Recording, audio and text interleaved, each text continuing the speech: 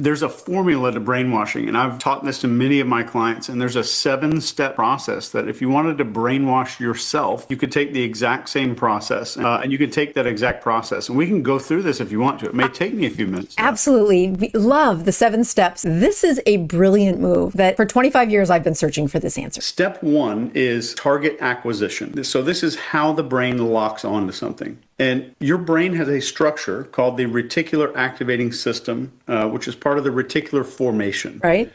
And inside of this RAS is its job is to filter reality, not really giving you full reality. It's just filtering it down to what it thinks is important to you. So you're exposed to millions and millions of bits of information every second. And so let's say it's an average of, let's say 8 to 10 million bits of information per second. Your brain holds on to 40. Your brain makes you aware of 40 of those bits. So it deletes almost everything else. So what does it keep? It keeps what it's been trained to look for. That's why when you go out and buy a new car, you suddenly start seeing that thing everywhere. Right. The cars didn't multiply, and it's not like everyone went out and copied you and went out and got the same car. Your brain says, okay, Chase thinks this pickup truck is important. I'm going to show him everybody else that has this pickup truck everywhere. So it's your brain changing a filter. So when people say, I want a better year, right, the reticular activating system completely ignores it. This is why it failed resolutions everywhere. You're starting in the wrong spot of the brain. Right, and there's nothing that it can really lock onto. So, but when you define a precise arrival condition, that word exactly. So step 2 is threat modeling. Fear is not the enemy here. And this part can make some people uncomfortable, but neuroscience is crystal clear on this. This has been reviewed for hundreds of years. The brain is not optimized for happiness. No neuroscientist will ever tell you that. It's optimized primarily for threat avoidance. If you go back to our ancestors, they were way more likely to mistake a rock for a bear than the other way around, right? So threat avoidance is number 1.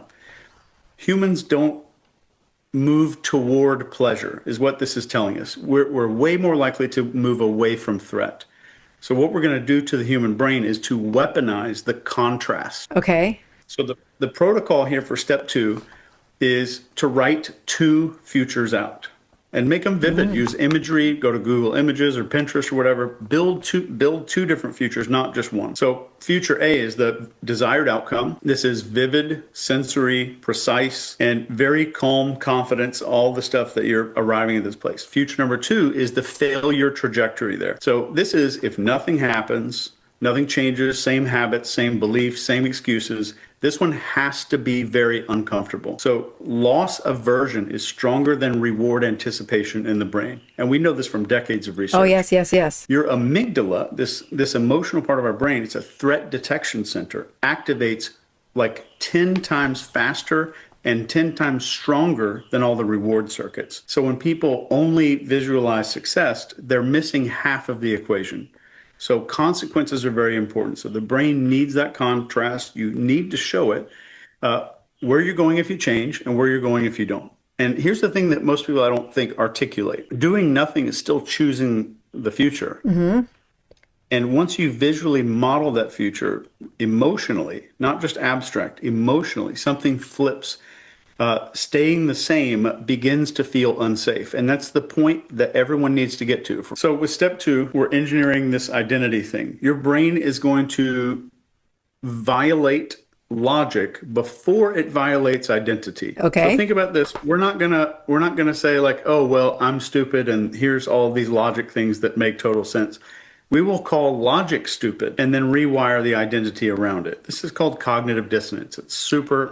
It's well researched. So if behavior conflicts with identity, behavior changes, not identity.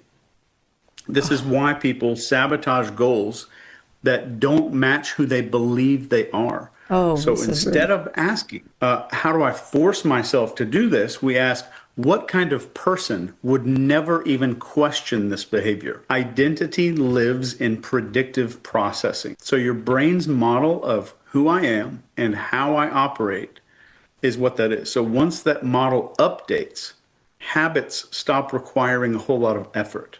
So that's why willpower feels exhausting as hell. Yes. It's fighting the model instead of rewriting it. So when identity shifts, behavior feels obvious. So there's a protocol here that you can do. And you could do this daily.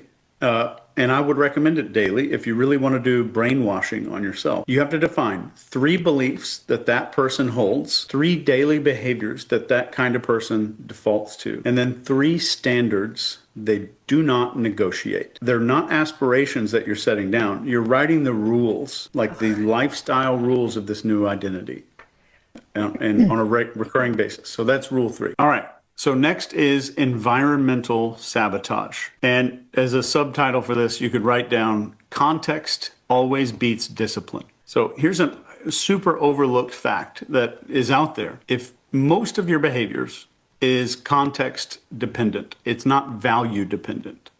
So it's same person, different environment, you get a different behavior.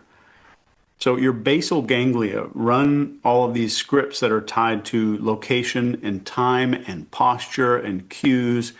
That's why changing your environment works even when motivation doesn't work. That's why when you walk through a doorway, like I walk into my office to grab something and I forget. And the moment I reach that little boundary from one room to the next, like you're like, oh shit, what did I come in here to do? What was I supposed to get?